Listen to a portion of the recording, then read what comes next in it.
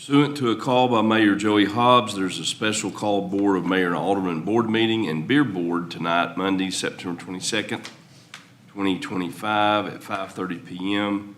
for the following resolutions, ordinances, new business, and BOMA Beer Board. Resolution A, a resolution to approve ADP Incorporated to perform governmental personnel benefit and payroll services at a cost not to exceed $100,000, which is sponsored by Alderman Crosland. B, a resolution adopting an updated employee handbook and policy for the City of Manchester, sponsored by Alderman Crosland. An ordinance, which is the first reading of an ordinance zoning 12.44 acres owned by Curl Properties, LLC, located at 1409 Oakdale Street, recently annexed into the city as R4 residential, sponsored by Vice Mayor Messick. Under new business, there's an appeal of a termination of a city employee named Cody Hone.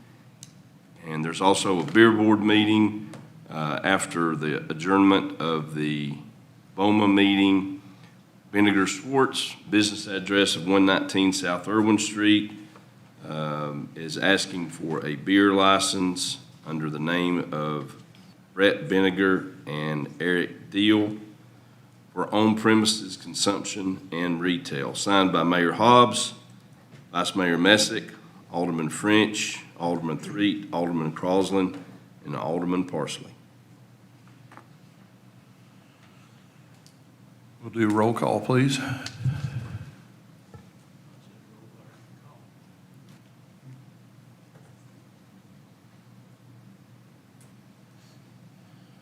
We have a quorum present. Alderman Anderson is absent. Any citizen comments?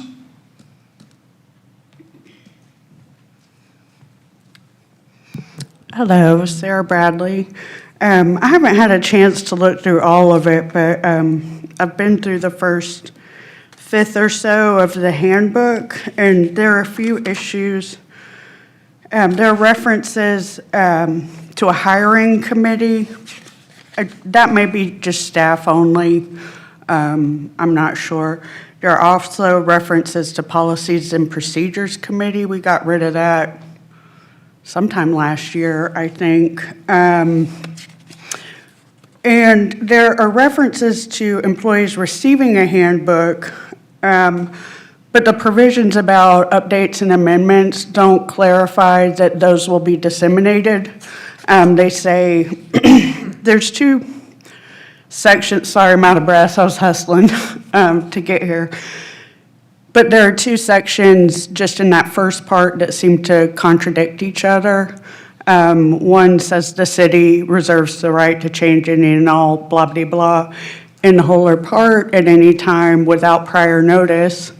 But 1.7 says that it needs to go through policies and procedures and then be recommended to BOMA. So I'm not sure which is correct.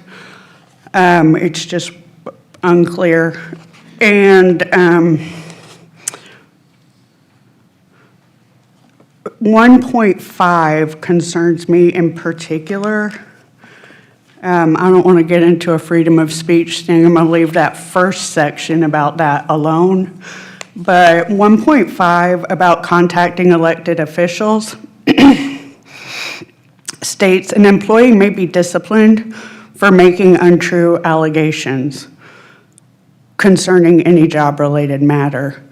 I think that the word knowingly or willfully or both would be appropriate there. If someone read that alone, they may have a concern. They may have a genuine concern and be afraid to bring it for worry that they would be disciplined up to and including termination. So if that could be clarified based on good intent, if someone is bringing a good faith concern to the appropriate individual, they shouldn't be fearful of termination. And again, there's the lack of clarity regarding changes, whether those will be disseminated. And 4.1, I did skip to some of the hiring stuff. The fourth paragraph directly contradicts the municipal code. They cannot both be true. Personally don't know which one's better. I think it's worthy of discussion. But again, this does contradict code, it contradicts itself, and it contains that statement about untrue allegations, which could chill speech and prevent staff from reporting serious ongoing issues.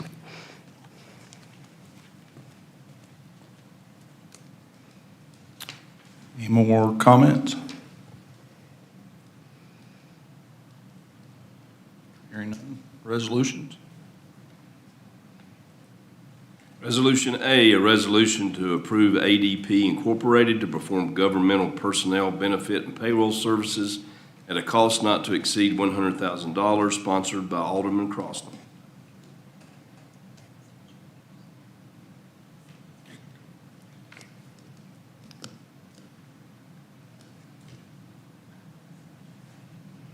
So we have a motion. Do we have a second?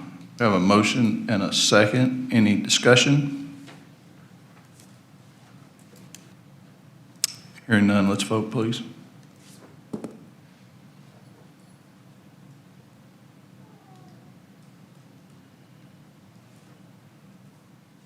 Motion carries 5-0.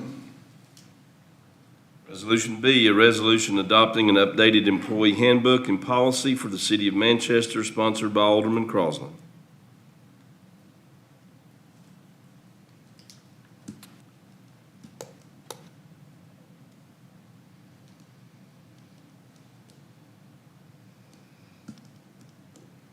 We have a motion. Do we have a second?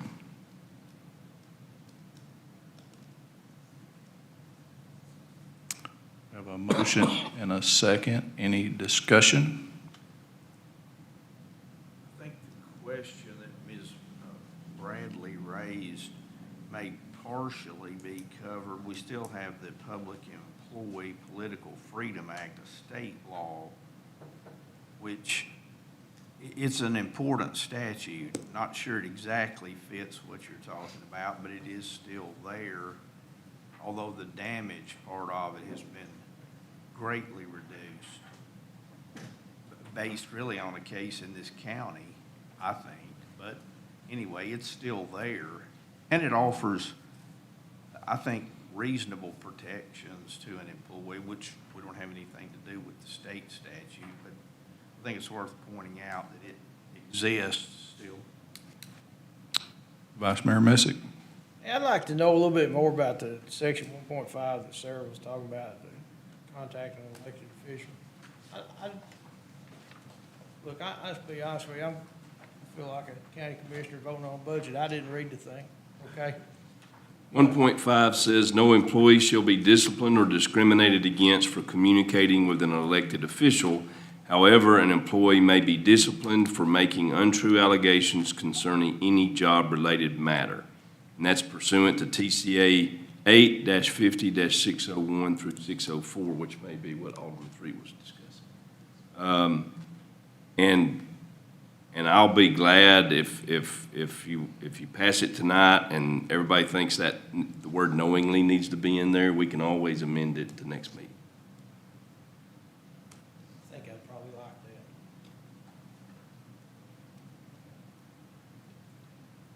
Alderman French. Just on the same lines, so that, the TCA code with that law goes even further, right? So there's more language in the TCA code. Is there any I just didn't understand, is there any reason that we specifically make that the untrue, or however any employee can be disciplined? Because, I mean, that's covered in the law already itself, but then we didn't include the entirety of the law. I just think if we're going to cite particularly TCA code inside of an employee handbook, that we should cite the entirety of the law. It does not, the law does not say that an untrue statement it doesn't decipher whether it was done willingly or knowingly or whatever, but there's a lot more language to that statute. And that was one of my objections to begin with. I went back through and anything that's referenced to TCA is pretty consistent, but there's language that's left out. I would just personally like to see if we ever reference TCA code, just like if you're sitting on this board and you reference TCA code in debate, you should do so with the totality of the law rather than leaving some of it out. And that was my only, it might be housekeeping, but it just seems to me, it looks bad if you have a law that is partially recognized. If you're going to reference a code, reference the whole code. That would be my only objection. I don't think that this particular provision is outside of the spirit of the state law. I think they're consistent. I just would like to see the entire state law put in there if we're going to reference it. So just for a little clarity, right? I mean, we didn't create this any differently than what's in our code book. I think this is just showing us that our code book needs revisions from previously. So a lot of these things all of these were pulled right out of the code book and put into this to make it easy for the employee to understand what is in the code book. But it does bring up the fact that we do need revisions, and we have to start that process in the book, and then this can be updated. I mean, this was just an attempt so that employees understand what's in the code book that they probably will never read, right? So that's what this is. We didn't add or take away and very good points, and we can always update them, and we need to update the code book to match what we're saying. So we can't update this one. We need to update the code book, and then we can update this one. Is there a move afoot to update the code book? Yes. Yep. I mean, it's a pretty good sized book, and we're going to tackle what's in this one first and start bringing those to the board probably after the first of the year. 8-50-604 says, no provision of this part shall be construed to prohibit an employer from correcting or reprimanding an employee for making untrue allegations concerning any job-related matter to an elected public official. It does not use the word knowingly. But if the board feels that they want to amend the handbook after the code is redone, then that's obviously we'll do that. That's what the board wishes. Any more discussion? Hearing none, let's vote, please.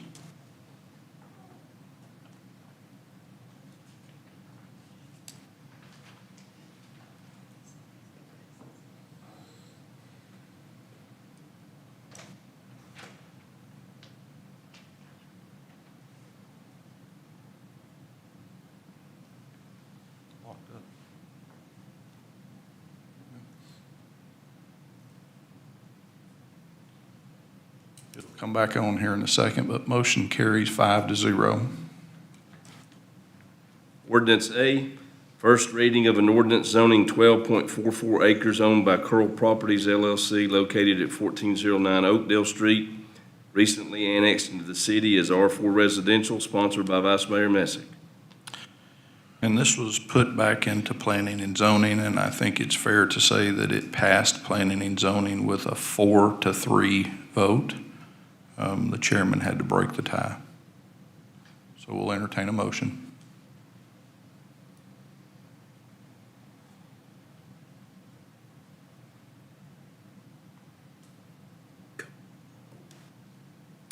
We have a motion and a second. Any discussion? Vice Mayor Messick. I just want to remind this board that we are the only group of people in the city of Manchester that can rezone or even zone property, and that's what we're doing. We're not rezoning, we're zoning. And we can zone it anything you want to zone it. If you don't like the fact that we're asking for R4, make a motion to amend it to R1, 2, or 3, and we'll vote on it. I'll make a motion that we rezone it to R2. Is there a public comment on that at all?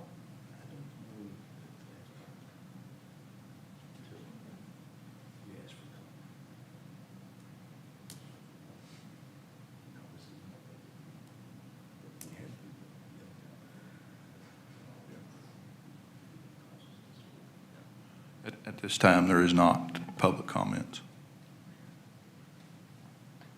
I'm sorry, who was, Ryan, Alderman French, did you? Yeah, I mean, I said this, like, I just,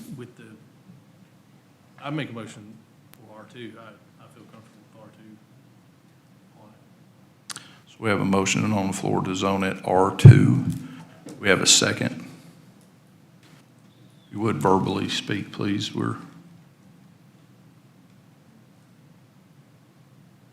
I'll say, is it on here for me to second? It's coming, just one second. Hold on.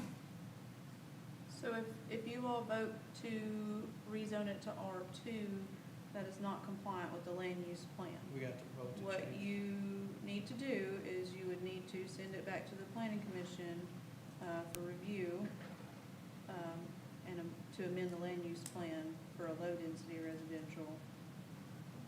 So the land use plan has to be amended before you alter the requested zone. So what we need to do is send it back with a recommendation. Yes.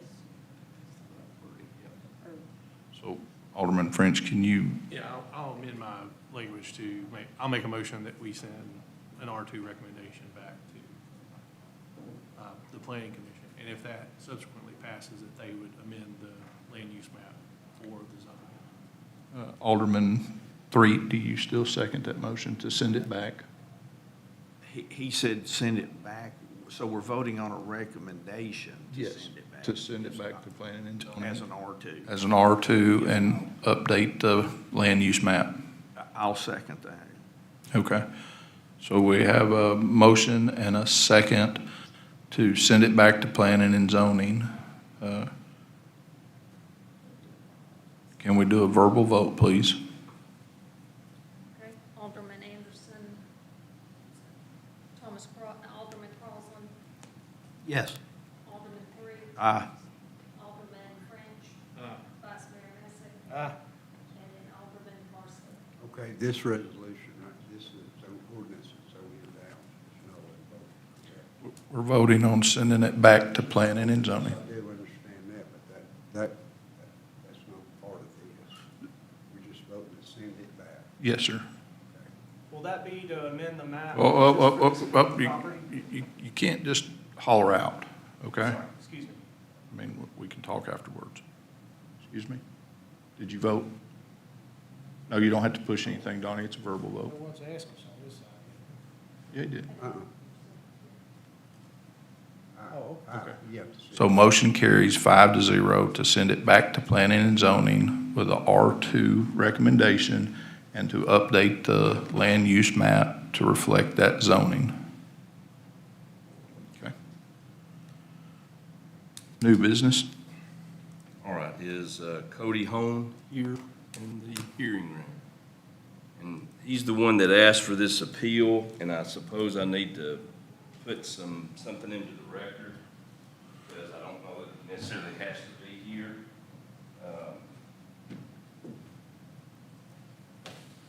Ms. Warren, if you'll come to the podium real quick, please.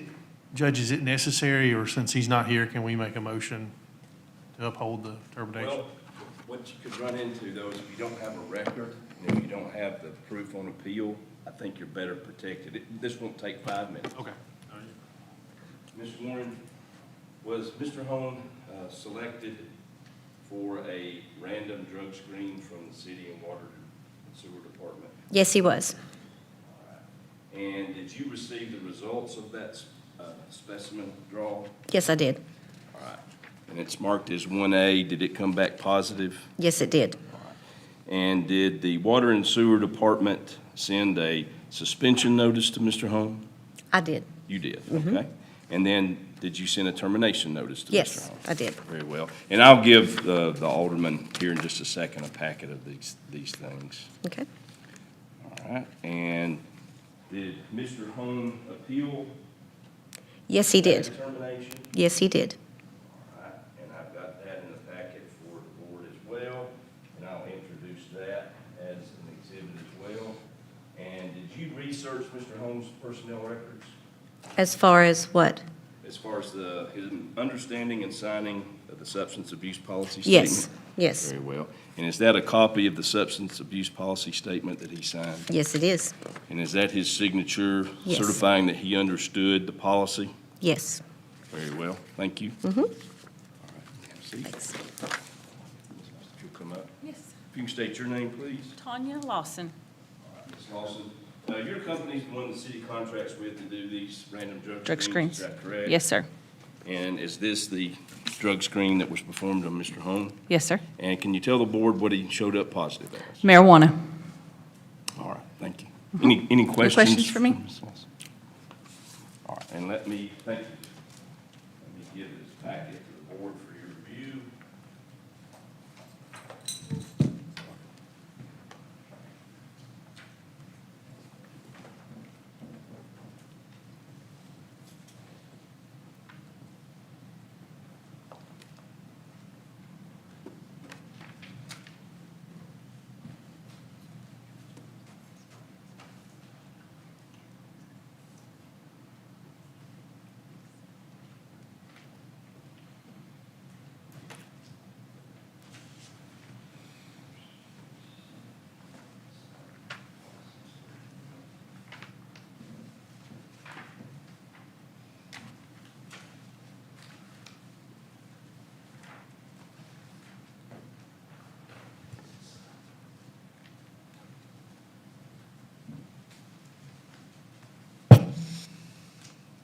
I don't know if the board got Mr. Hone's appeal.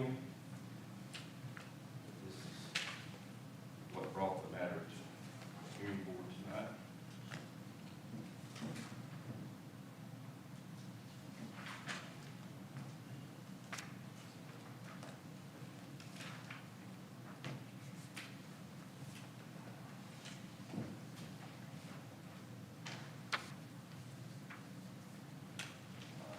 And Mayor, I'll submit those three packets of documents for the record. About any questions of me, I'll be glad to answer.